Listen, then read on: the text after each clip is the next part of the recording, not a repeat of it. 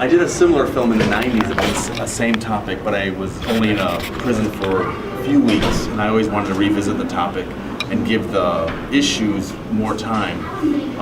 So I found this prison in Iowa. They had a similar hospice program in their prison, and I was able to convince them to let me be there for 6 months, 24/7 access to the prison. So yeah, that's how it kind of came about. And the issue, I learned about the issue back years ago when I was working in New York City for a foundation that focuses on social issues. Okay. And how long did it take to get the permission?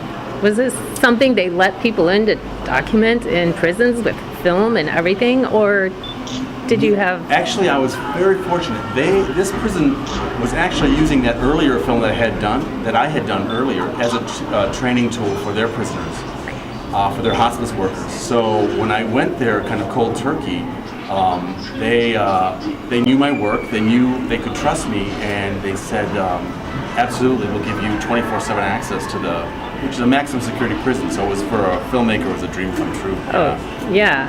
And so tell me about how you zoomed in on the one man.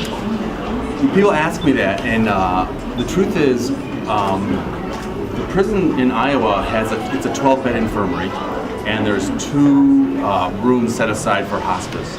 And during my first 2 months there, the truth is there was no hospice patients there whatsoever.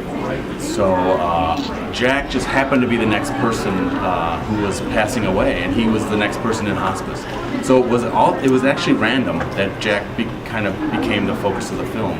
And looking back on it, I was absolutely fortunate, because his story, it's a very, it's a lot of layers to the story. And he's in for murder, so there's no good there because of the crime. But I think people are compassionate with Jack because he was a World War II vet.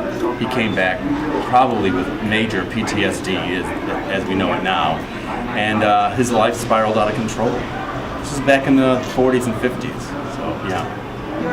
What's something that you learned from this film that you're going to be able to apply to your next project? I enjoy doing films on criminal justice, but I've never spent this much time in a prison. I spent 6 months with guys who became my friends. I still write them. We correspond almost weekly, actually.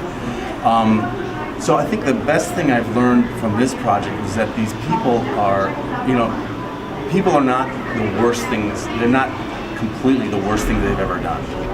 And even though these people are in prison for life, there is a whole bunch of good they can still do behind the walls, and they're untapped resources, and a huge amount of these prisoners want to do good. They want to do good. They want to.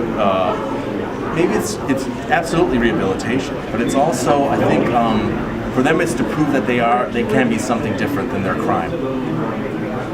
Great. Any kind of tips you'd like to share with new documentarians that want to make a documentary? Well, the truth is, I started this film, I got access to the prison, and I never got funding to do the film. So I kind of cashed out my 401k and bought a camera and just jumped into it.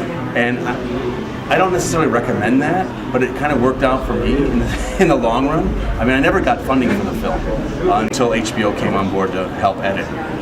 So it's been a struggle, over the years to get funding, and that's why it's taken me this long to finish it. So I don't know.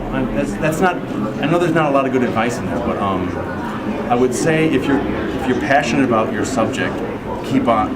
Don't ever give up. And I know it sounds corny, but the truth is, people can feel that passion in you, and eventually something will click.